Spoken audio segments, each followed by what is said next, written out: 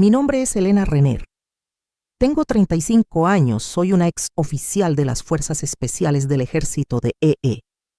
Fui retirada médicamente después de 14 años de servicio y desde esta mañana estaba siendo declarada legalmente incompetente en silencio frente a una sala llena de extraños. Señora Renner, dijo el juez suavemente inclinando la cabeza, como si hablara con un niño que se había metido en la habitación equivocada. ¿Tiene alguna respuesta a la petición?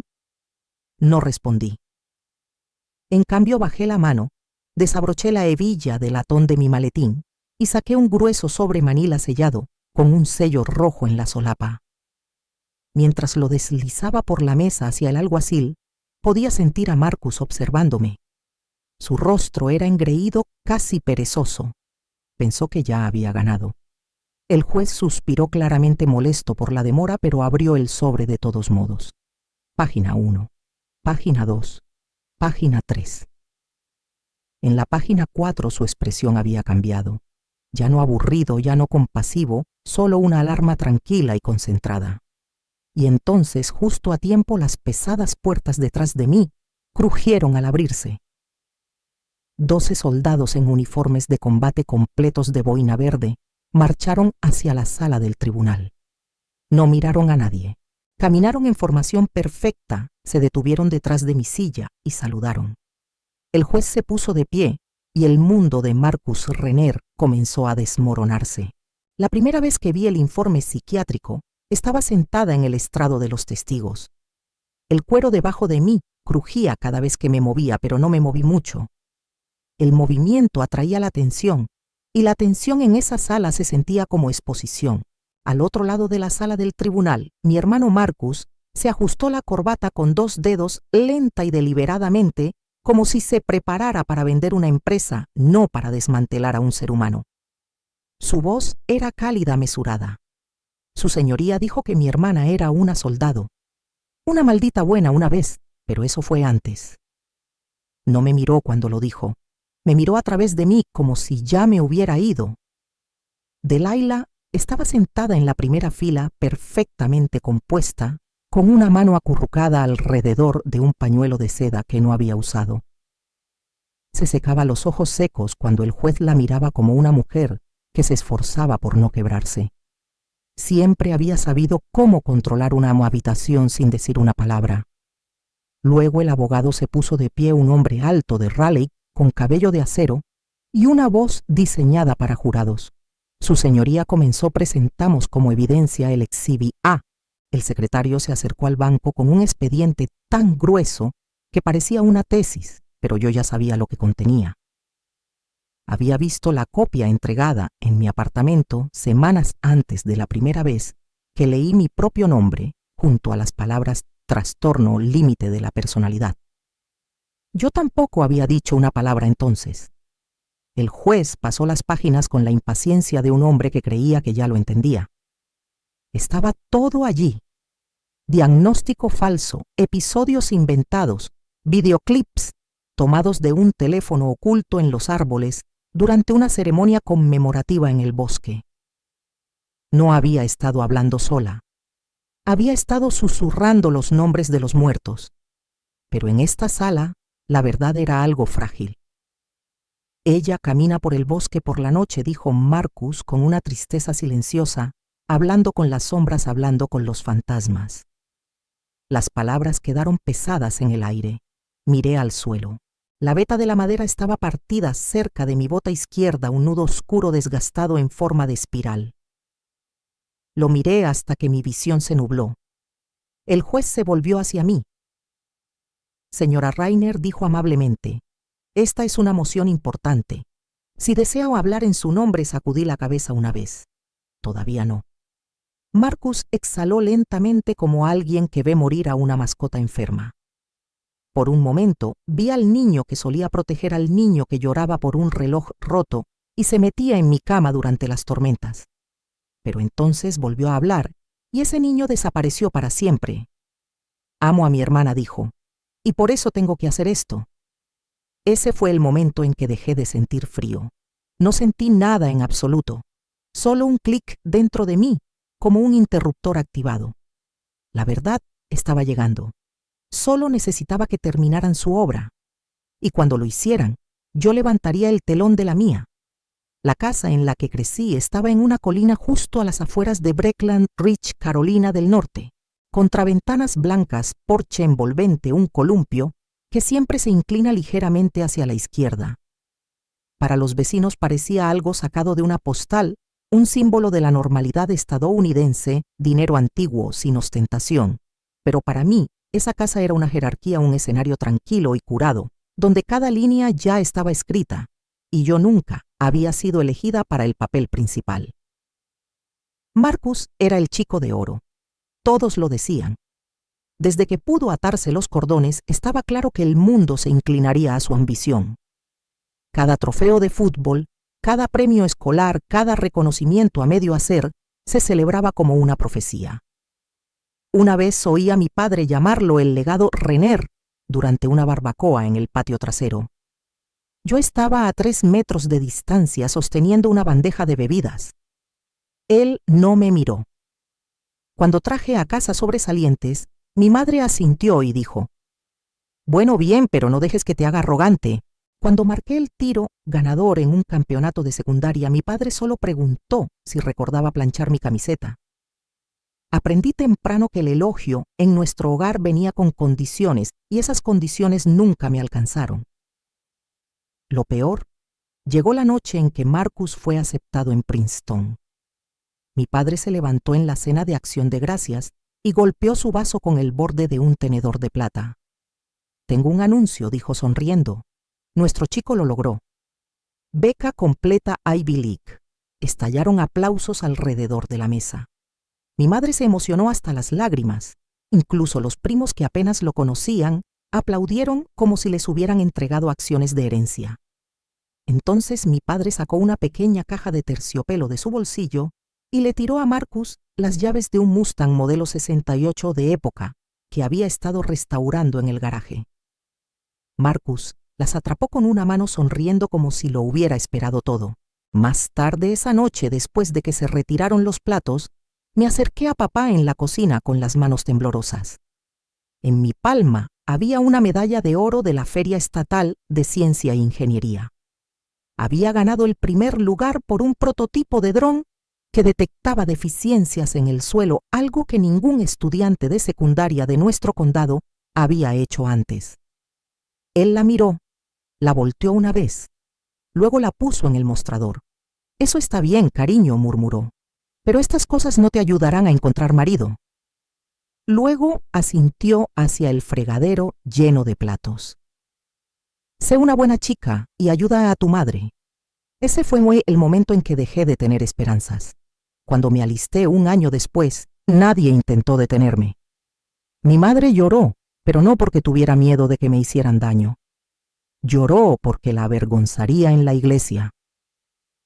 Marcus me siguió al pasillo cuando salí con la voz baja. Se le había ido la sonrisa. «No estás hecha para esto», Lena susurró. «Te retirarás y vendrás arrastrándote a casa, y yo no estaré allí cuando lo hagas».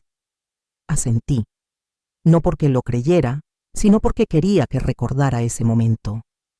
Porque algún día planeo hacerle tragar esas palabras una por una.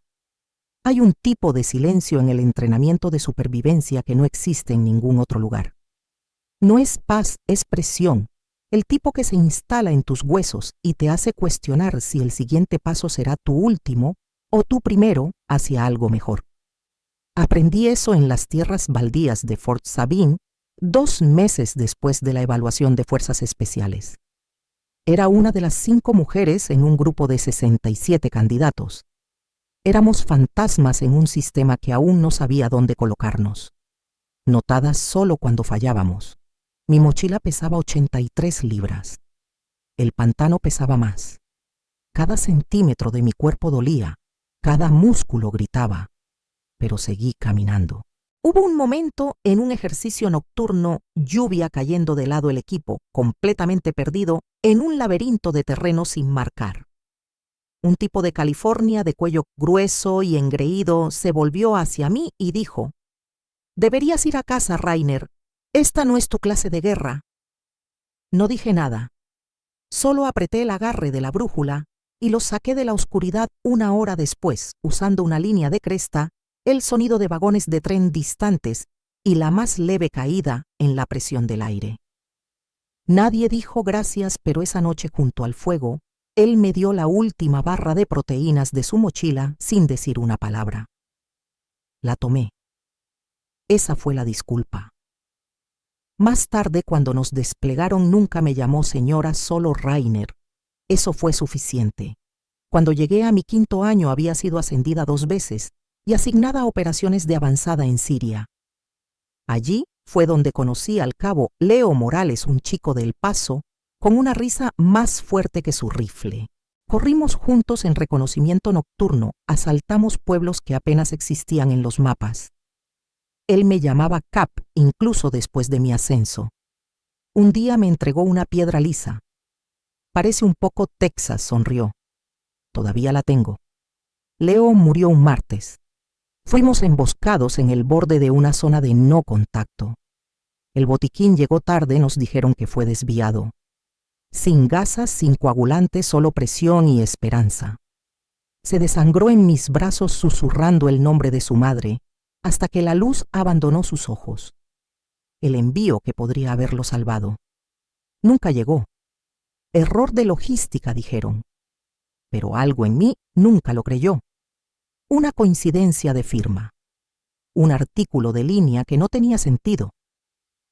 Presenté un informe, pero la guerra devora el papeleo más rápido de lo que devora a la gente. Después de eso seguí adelante. Entrené a otros. Construí protocolos de campo. Tragué mi dolor como arena seca, hasta que un IE puso fin a mi carrera de campo y me envió a casa con una medalla, una cojera y un diagnóstico. De vuelta en los Estados Unidos no fui a la casa familiar. Alquilé un apartamento tranquilo en Hawthorne Valley, lo suficientemente cerca como para desaparecer. No planeaba reconectarme ni con Marcus ni con Delilah, pero la carta llegó de todos modos. Una invitación formal a un té benéfico en Chapel Glen. Con la letra de Delilah, elegante controlada. Nos encantaría verte, Elena. Es hora de volver a casa. El salón de té olía a lavanda y a ralladura de limón. Sonaba música suave en el ambiente. Vivaldi, creo, y las mujeres a mi alrededor brillaban con pasteles y perlas. Me paré cerca de la parte de atrás, sosteniendo una taza de porcelana que se sentía demasiado delicada para mis dedos.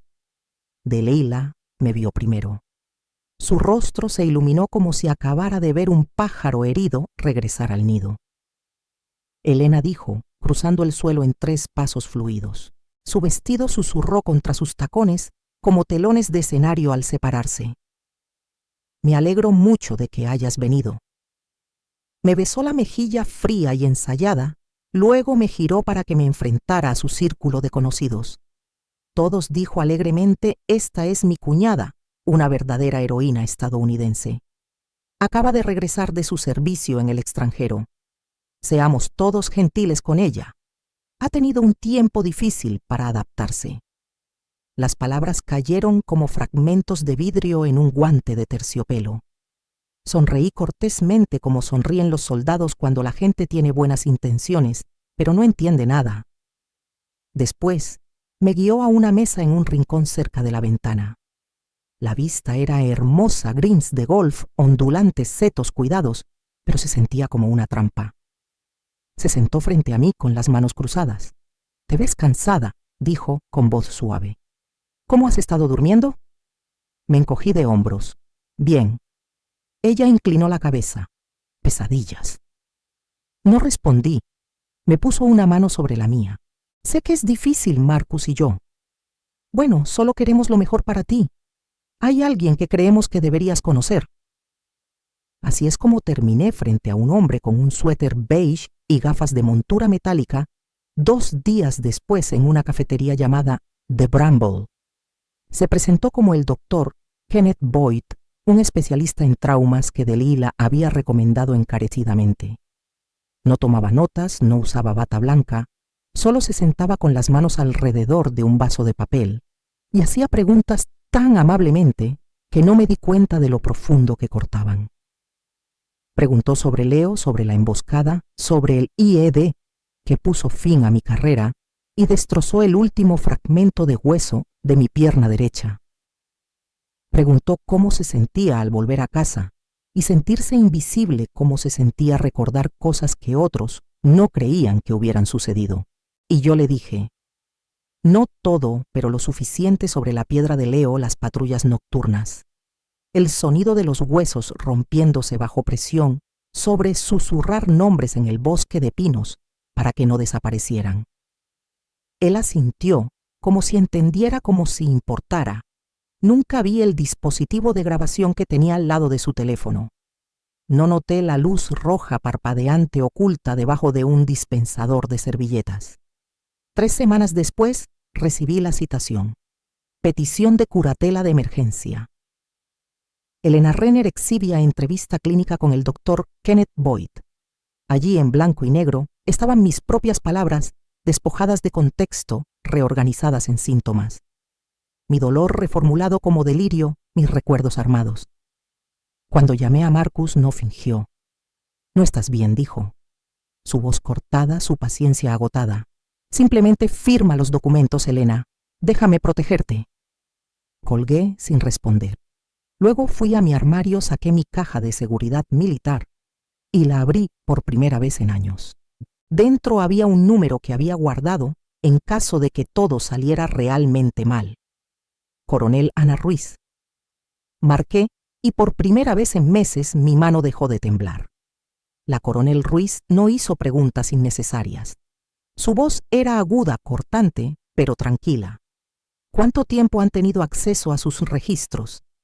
Desde que me transfirieron de Walter Reed, dije. Presentaron papeles mientras estaba sedada. Hubo una pausa en la línea. Entonces envíame todo lo que tengas. Línea segura. Ya no estás sola, mayor. Ella era la única persona que todavía me llamaba así. En 48 horas mi apartamento se transformó. Cortinas corridas, pizarras blancas en cada pared. Mi mesa de cocina se convirtió en un escritorio de campo. 3 ordenadores portátiles funcionaban uno al lado del otro, zumbando suavemente, como generadores en una tienda al anochecer. Ruiz me asignó un oficial de forense digital, con el nombre en clave MIR, y comenzamos a rastrear direcciones IP coincidencias de firmas inicios de sesión que resonaban desde torres en Raleigh mientras yo estaba estacionada en Kandahar. Surgió un patrón. Julian había utilizado mis credenciales para autorizar envíos de logística militar, pero no solo una vez. Y entonces llegó el manifiesto. Tenía fecha de 6 meses antes de mi baja durante una operación en Siria. Uno de los envíos había sido desviado en pleno vuelo, firmado con mi nombre desviado a un contratista civil registrado bajo una empresa fantasma. Conocía el nombre del contratista. Era uno de los clientes de Marcus, una fachada de capital de riesgo que operaba desde un rascacielos de Charlotte. El manifiesto listaba kits de trauma, gasas hemostáticas de grado médico, exactamente el tipo que se nos había agotado el día que Leo Morales se desangró en mis brazos. Miré la pantalla durante mucho tiempo. Cuando finalmente me moví, fue solo para hacer clic en guardar y enviar el archivo a la coronel Ruiz. Luego me recosté, dejando que el frío me invadiera. Leo no murió porque la guerra sea cruel. Murió porque mi hermano vio signos de dólar en una cadena de suministro y usó mi nombre para cobrar. Esa noche no lloré. Me afilé.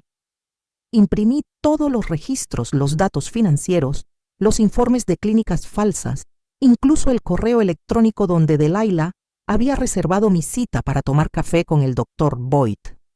Estaba todo allí firmado y con marca de tiempo. La pieza final provino de un sargento retirado llamado Hale. Había estado estacionado en la misma base siria años atrás. Dijo que algo siempre le pareció mal con los envíos desviados.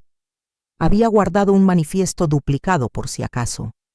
Me envió un PDF adjunto sin mensaje. El documento tenía mi nombre falsificado al final y una nota escrita a mano en el margen aprobando la desviación. Pero la caligrafía no era la mía, era la de Marcus. Había visto ese bucle en su RS desde la escuela primaria. Esto no era solo fraude, esto era sangre. Sellé la evidencia en un sobre manila, lo forré con cinta roja y lo miré sobre mi mesa. Parecía pequeño, ordinario, pero dentro había 14 años de servicio. Dentro estaba el último aliento de un chico de El Paso. Dentro estaba el final de una actuación y el comienzo de algo crudo y real. No iba a suplicarle a un tribunal que me creyera. Iba a hacer que vieran. El segundo día en la corte comenzó como ellos querían. Marcus vestía el mismo traje azul marino. Delila llegó con un vestido gris suave, con un broche de perlas y una postura perfecta. Su abogado abrió con una simpatía ensayada. Su señoría dijo, colocando una mano dramáticamente sobre el informe psiquiátrico: esto es una tragedia, una soldado condecorada, perdida por el trauma. Mi cliente solo quiere asegurarse de que su hermana esté segura, estable y apoyada. El juez asintió lentamente, los ojos cansados. Reconocí esa mirada. Pensó que había visto suficiente. Se volvió hacia mí. Señorita Rainer, esta es su última oportunidad para responder. No respondí de inmediato. En cambio, bajé la mano, desabroché mi maletín y saqué el sobre forrado de rojo crujiente lleno de peso. Lo deslicé por la mesa pulida hacia el alguacil. Me gustaría presentar pruebas, dije en voz baja. El juez abrió el sobre con leve irritación. Las primeras páginas, registros financieros. Luego, un manifiesto de envío. Su dedo se detuvo a mitad de giro cuando vio el sello SOCOM. Su expresión se agudizó. Siguió leyendo. En la página 6, la sala del tribunal estaba en silencio. Y entonces se abrieron las puertas. 12 boinas verdes entraron, uniformes, botas lustradas, ojos al frente. Se movieron al unísono, flanqueando la parte trasera de la sala con una silenciosa precisión. La coronel Ana Ruiz dio un paso adelante, saludó al juez, luego se volvió hacia Marcus. Marcus Renner, dijo, su voz resonando como acero. Está bajo investigación federal por fraude de adquisición, robo de identidad y conspiración para defraudar al gobierno de los Estados Unidos. Marcus se quedó congelado. Esto es absurdo, tartamudeó, su voz quebrándose. Ella está mintiendo. Ruiz lo interrumpió con una mano levantada. 2 MPs se adelantaron con las esposas en la mano. Delila soltó un leve sonido ahogado mientras le cerraban las esposas en las muñecas. El juez no objetó. Simplemente miró la evidencia, todavía pasando las páginas con manos lentas y de incredulidad. No me moví, no hablé. Dejé que el silencio dijera lo que años de súplicas nunca pudieron. Mientras se llevaban a Marcus, sus ojos se encontraron con los míos, y por primera vez parecía él el perdido. No me quedé para la sentencia. No vi a Delilah llorar ante las cámaras, ni esperé a que cambiaran los titulares.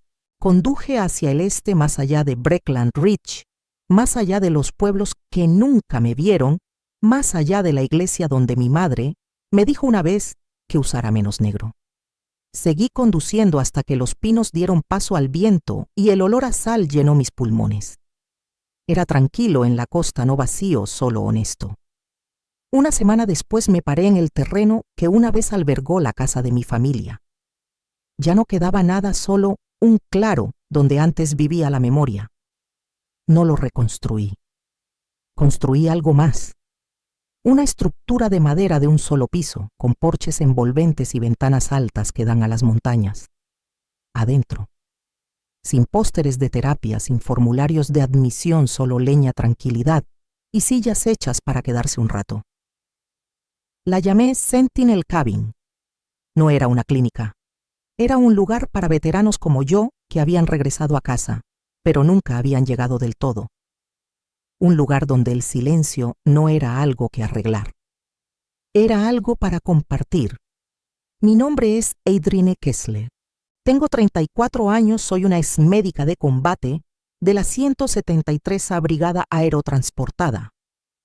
He atendido a soldados con colapsos pulmonares, suturado heridas bajo fuego de mortero y cargado con los muertos a través del calor del desierto, para que pudieran ir a casa, aunque fuera solo en cuerpo. Nada de eso me preparó para el día en que mi propia madre se levantó en una sala de tribunal, señaló mi pecho y dijo que no merecía llevar mi medalla. No fueron sus palabras las que cortaron más profundo. Fue el silencio después. El silencio del juez que no dijo nada del alguacil, que desvió la mirada de la hermana, que sonrió de lado como si ya hubiera ganado, y de la sala llena de extraños que asentían sin saber un maldito detalle de mí. Así que me acerqué y desabroché la medalla de honor. La coloqué suavemente sobre la mesa junto al micrófono, como si estuviera dando descanso a algo sagrado. La sala contuvo la respiración, pero yo no me inmuté. Ya había aprendido que a veces el silencio es la única armadura que no se agrieta. Pensaron que ese momento me había roto, pero se equivocaban. No estaba allí para rogar o explicar. No estaba allí para que me entendieran. Estaba allí para esperar el único momento que lo cambia todo, no con volumen, sino con verdad. Y ese momento ya estaba entrando por la puerta del tribunal.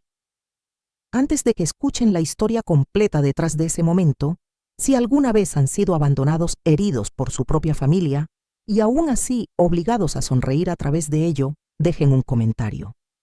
No estoy contando esto para quejarme, sino porque tal vez en algún lugar sintieron lo que yo sentí. Ahora déjenme llevarlos de vuelta a donde todo comenzó de verdad.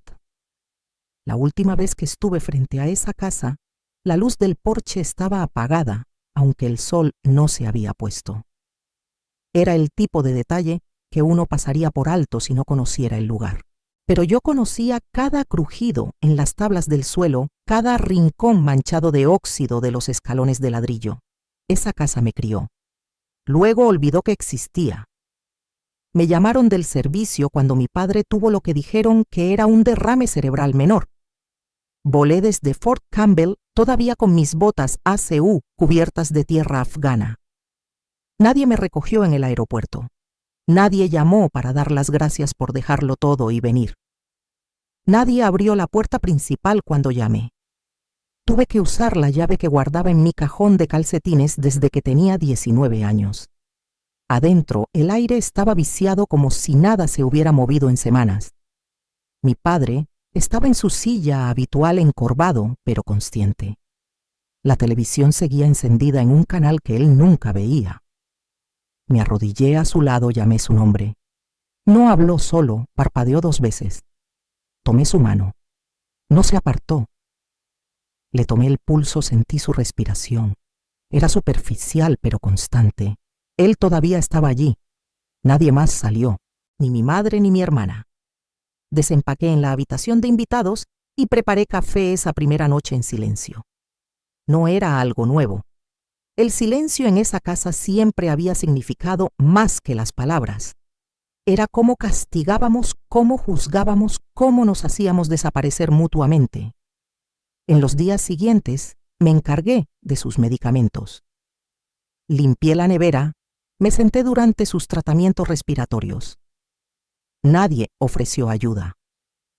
Rebeca estaba en Los Ángeles manejando un seminario según un mensaje de texto de 2 palabras. Mi madre se quedó arriba. Oía correr la ducha. Oía sus llamadas telefónicas, pero nunca oía mi nombre. No pregunté por qué. Simplemente seguía apareciendo. Cada mañana a las 6:00 AM revisaba sus signos vitales y hacía tostadas. Cada noche me sentaba junto a su habitación con una linterna en el regazo, esperando que su respiración cambiara. Pasaron 3 semanas antes de que finalmente susurrara: «Volviste». Solo eso, nada más. Pero me aferré a esas palabras como si fueran un salvavidas, porque a veces cuando has sido borrado, el tiempo suficiente, incluso un susurro, se siente como una resurrección. La sala de tribunal no tenía ventanas, solo luces fluorescentes que zumbaban débilmente arriba, y un termostato puesto lo suficientemente bajo como para sentirse como un castigo. Mi uniforme de gala estaba impecable, mis botas pulidas, pero nada de eso importaba. Podía sentir el sudor en la nuca, enfriándose demasiado rápido. Nervios, tal vez, o simplemente el tipo de frío que reconoces cuando no eres bienvenido. Rebeca estaba sentada en la mesa del demandante hombro con nuestra madre, como si fueran cogobernantes en una actuación que habían estado ensayando durante meses. No me miraron, ni una sola vez, ni siquiera cuando el alguacil llamó mi nombre. Adrian Kessler, por favor, acérquese al estrado. Me levanté lentamente. Cada paso resonaba cada uno un recordatorio de que no pertenecía a su versión de esta historia. Mis tacones golpearon el suelo de mármol como ráfagas de rifle demasiado ruidosos en una sala tan deseosa de que yo me encogiera. Llegué al estrado, levanté la mano, pero antes de que pudiera jurar, mi madre se levantó de su asiento. Ese metal, ladró con voz temblorosa pero fuerte. Ella no merece llevarlo. El aire se tensó. Incluso el juez pareció sorprendido. Una pausa flotaba como polvo en la luz del sol. Rebeca no se movió. Solo se inclinó ligeramente hacia adelante, curvó un labio y dijo: «Ella no es una soldado real. Esa medalla es una estratagema de relaciones públicas». El juez se aclaró la garganta pero no habló. El alguacil cambió de peso. Nadie los detuvo, así que hice lo que ninguno de ellos esperaba.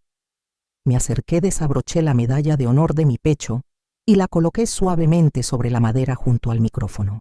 Ninguna reacción, ninguna palabra, solo ese sonido, el suave tintineo del metal contra la superficie, y luego el silencio que siguió. Ese silencio solía avergonzarme, pero hoy no. Hoy significaba que no tenía nada más que demostrar. El abogado de Rebeca se levantó como si hubiera sido señalado por el momento, con toda su confianza suave y su colonia. Empezó a tejer una narrativa con fotos selectivas y frases cortadas. Adrian Kessler había regresado a casa sin ser invitada, afirmó había anulado decisiones médicas, se había inmiscuido en asuntos de la herencia, había manipulado a su padre durante un momento vulnerable. Proyectó una foto mía sosteniendo la mano de mi padre en el hospital. Otra yo abriendo el viejo cobertizo en el patio trasero. Lo enmarcaron como allanamiento de morada como control. No aparté la mirada. Mi abogado de oficio me había dicho que no hablara hasta que tuviéramos algo irrefutable, así que me quedé en silencio mientras el mundo a mi alrededor repintaba mi vida con pinceladas feas y deshonestas. Nadie en la sala sabía a qué olía esa casa a las 2:00 a.m. cuando él no podía respirar. Nadie vio el temblor en su mano que solo se calmaba cuando la sostenía. A nadie le importó el polvo en mis pulmones por barrer el moho ese verano. Y quizás eso fue lo que lo empeoró. No fue solo traición. Fue ser olvidado a propósito. En el segundo día de la audiencia, Rebeca volvió a llevar negro, un elegante vestido de cuello alto, con mangas lo suficientemente largas como para parecer apropiadamente afligida, pero no tan modesto como para pasar desapercibido ante las cámaras.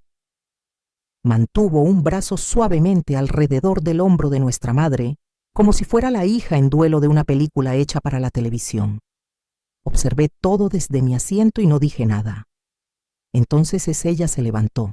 «Su señoría», dijo con una compostura ensayada, «me gustaría presentar un breve video para el registro. Fue grabado la noche antes de que mi padre falleciera, capturado por la cámara de seguridad del pasillo». Mi abogado no se opuso. Ni siquiera pareció sorprendido. El juez asintió. La pantalla cobró vida con estática. Luego una toma granulada de un pasillo de luz tenue, paredes familiares, una puerta que conocía demasiado bien. Y entonces estaba yo pixelada, pero inconfundiblemente yo parada fuera de la habitación de mi padre. «Nunca me respetaste». Mi voz resonó desde los altavoces aguda y emocional. Todo lo que hice fue intentar. Una pausa, luego su voz débil pero audible. «Nunca respetaste el nombre de la familia». «Nunca quisiste una hija», repliqué. «Querías una soldado para desfilar. Y mira en lo que te convertiste». Él cortó. Luego silencio un momento, y finalmente mi voz de nuevo quebrada y enojada. Quizás me convertí en lo que tú hiciste de mí. La pantalla se oscureció. Sin contexto, sin la siguiente toma, sin el sonido de la puerta abriéndose de nuevo.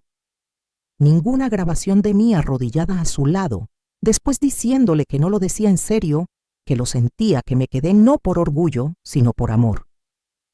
Nada de eso llegó al corte curado de Rebeca. La sala de tribunal cambió. Escuché murmullos detrás de mí. Una mujer suspiró suavemente. Alguien se aclaró la garganta demasiado fuerte. Mi madre sacó un pañuelo de su bolso con una precisión mecánica y se secó una lágrima que no cayó. El juez se volvió hacia mí. Señorita Kessler, ¿quiere responder? Me levanté, caminé hacia el micrófono. Por un momento consideré explicarlo todo. La pelea, la reconciliación, la forma en que su mano apretaba la mía, apenas una hora después cuando susurró, «Fui demasiado duro contigo». Pero cuando miré a Rebeca, ya estaba sonriendo ligeramente. No para la sala, solo para mí. Me volví hacia el juez y dije, «No tengo respuesta, su señoría». Mi abogado se inclinó cuando me senté. «Podríamos contrainterrogar el video», susurró. Sacudí la cabeza. Querían que me inmutara, querían que actuara, pero no estaba siendo juzgada para ganar su versión de la verdad. Ya había vivido la mía. Y a veces el silencio no es rendición, es contención. El juez había empezado a hablar. Su voz era pareja medida del tipo que señalaba el comienzo de una conclusión que nadie podía detener.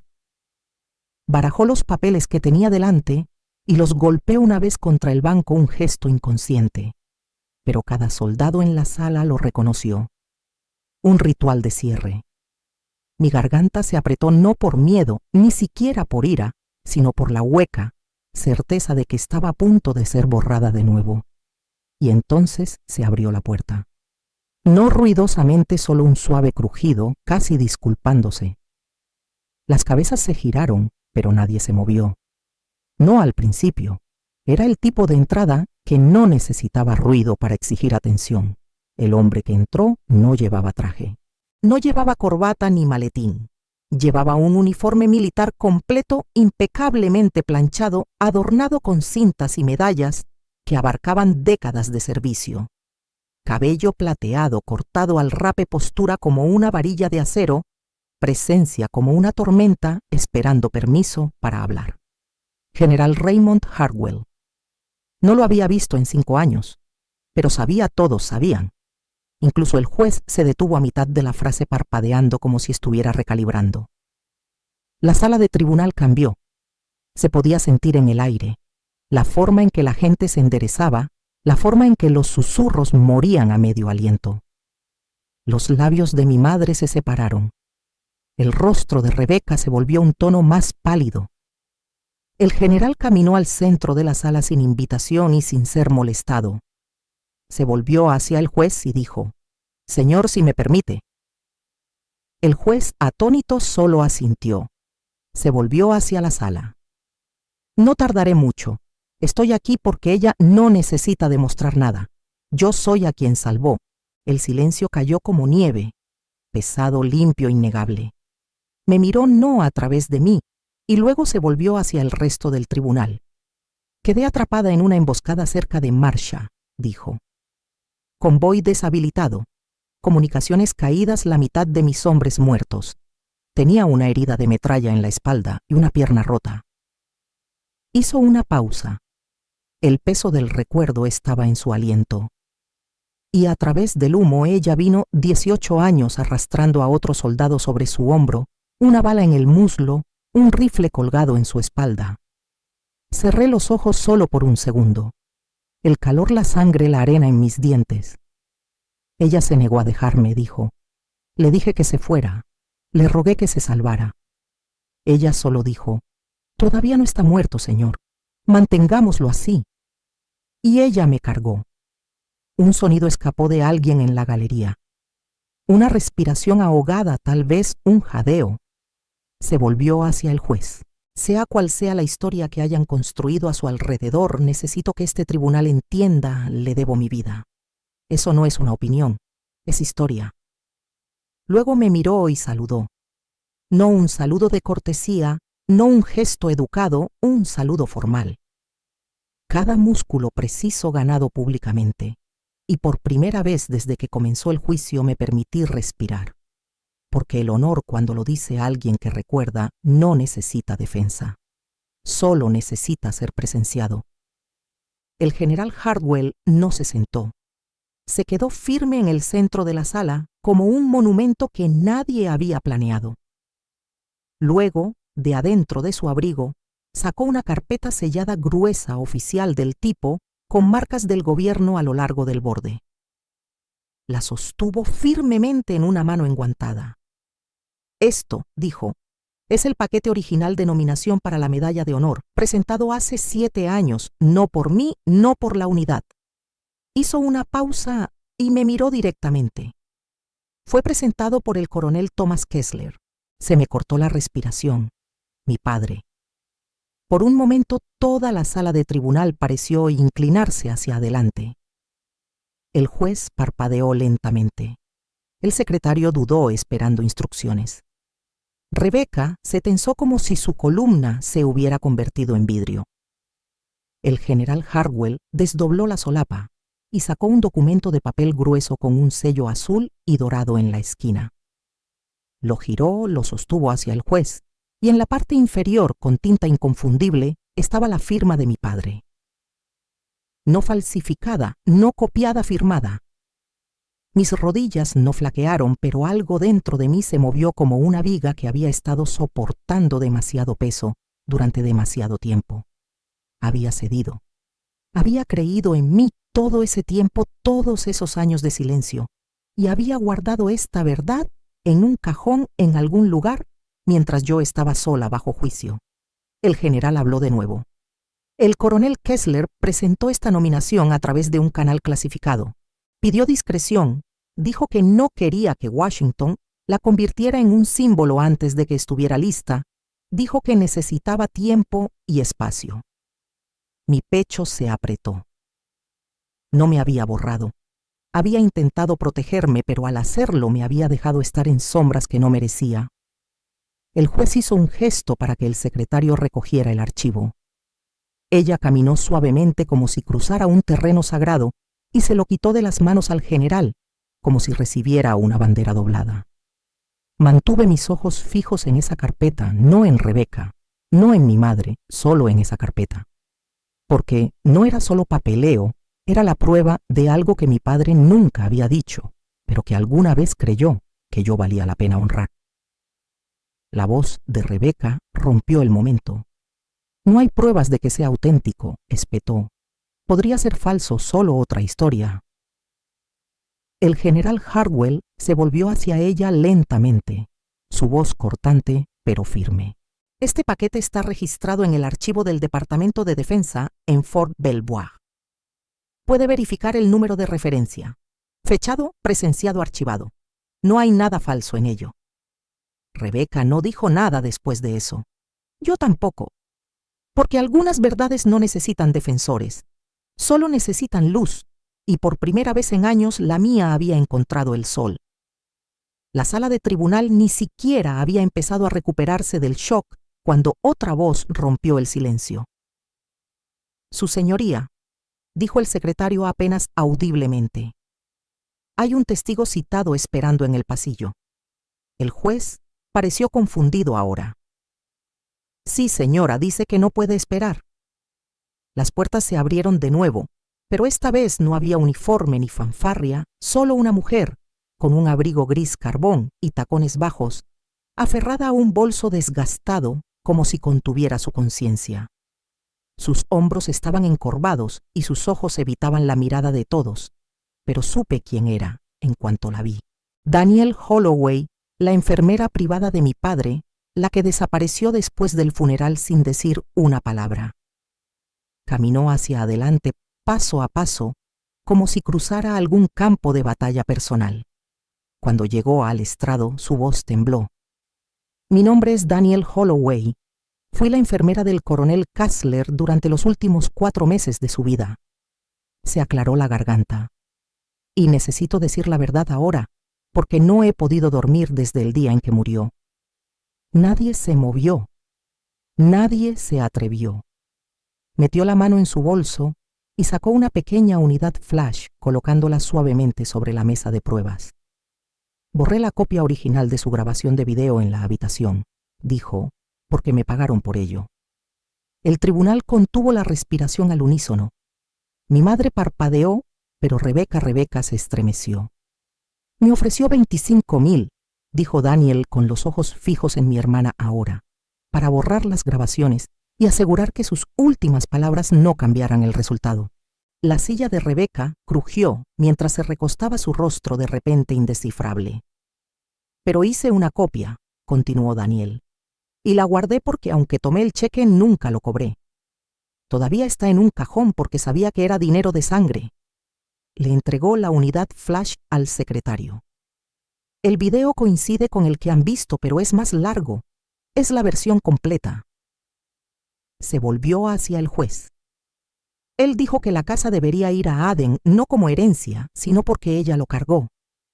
Dijo que ella me sostuvo cuando no podía respirar. Ella se quedó. No preguntó. Simplemente se quedó. Las manos de Daniel temblaban ahora. No vine aquí para ser perdonada. Vine porque la verdad merece mantenerse en pie, incluso cuando nos avergüenza donde estuvimos antes de ella. Rebeca se levantó. Está mintiendo. Está intentando tapar sus propias huellas. Daniel no parpadeó. No quiero nada, ni $1. Solo quiero mi conciencia de vuelta. El juez levantó una mano. Es suficiente. Nadie dijo una palabra después de eso. Porque, ¿qué se podía decir cuando la mentira se derrumba bajo su propio peso y por primera vez Rebeca no tenía más guión? El juez declaró un receso de 30 minutos para sopesar las implicaciones, pero todos sabíamos lo que venía. Nadie abandonó sus asientos, ni siquiera Rebeca. Se sentó rígida, parpadeando con fuerza, como si todavía pudiera forzar esto a otro final. Cuando la campana sonó de nuevo, fue suave, casi ceremonial. A la luz de las nuevas pruebas y testimonios, dijo el juez, la declaración en video del coronel Kessler servirá como directiva legal. La propiedad permanece con la señorita Adrienne Kessler. No sonreí, no lloré. Simplemente me senté allí, con las manos cruzadas en el regazo de la misma manera que lo había hecho cuando me quitaron el metal del pecho. Solo que esta vez no podían quitarme nada. Detrás de mí, un hombre estaba de pie. No lo había notado antes, un veterano mayor, con una gorra en la mano, barba incipiente en la barbilla. Se puso la mano sobre el corazón y asintió.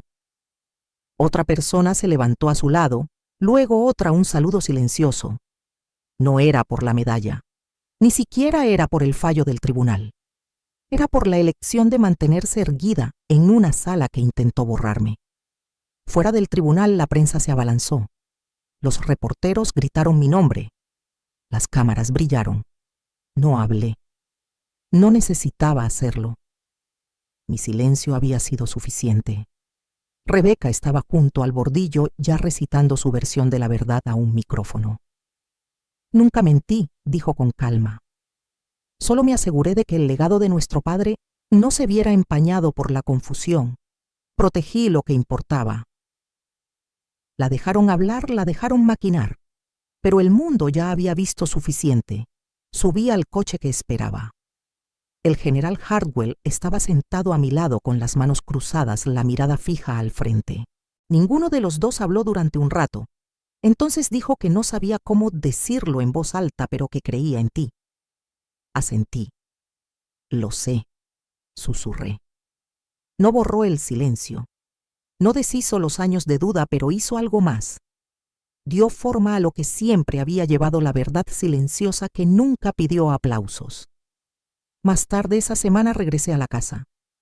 No entré como una vencedora. Entré como alguien lista para reconstruir no solo paredes y bisagras, sino la memoria, el significado y un lugar en el que pudiera vivir sin tener que defender cada centímetro de él. No colgué la medalla. La guardé en el cajón junto a una foto de mi padre, no de uniforme, sino riendo en el patio trasero con serrín en las manos, porque algunos honores no están destinados a ser exhibidos, están destinados a ser recordados. Una noche tarde me senté en la pequeña sala insonorizada cerca del fondo y encendí el micrófono. Esto es El Vigía, dije con voz baja. Si te han dicho que tu dolor te hace estar roto, que tu duelo es un pasivo, que tu silencio es locura, estoy aquí para decir que te veo y no estás solo. A la mañana siguiente la bandeja de entrada estaba llena. Hombres y mujeres que nunca había conocido. Diferentes rangos, diferentes guerras, todos cargando el mismo peso. Uno de ellos apareció 2 semanas después. Un joven infante de marina no habló durante días, solo se sentó en el porche. Luego, una mañana, mientras la niebla se disipaba de la cresta, dijo tranquilamente: «Creo que estoy listo para volver». No le pregunté de dónde, simplemente asentí y serví el café. Algunas guerras no terminan cuando se quita el uniforme, pero aquí, al borde de todo, aprendemos a cuidarnos mutuamente en el silencio.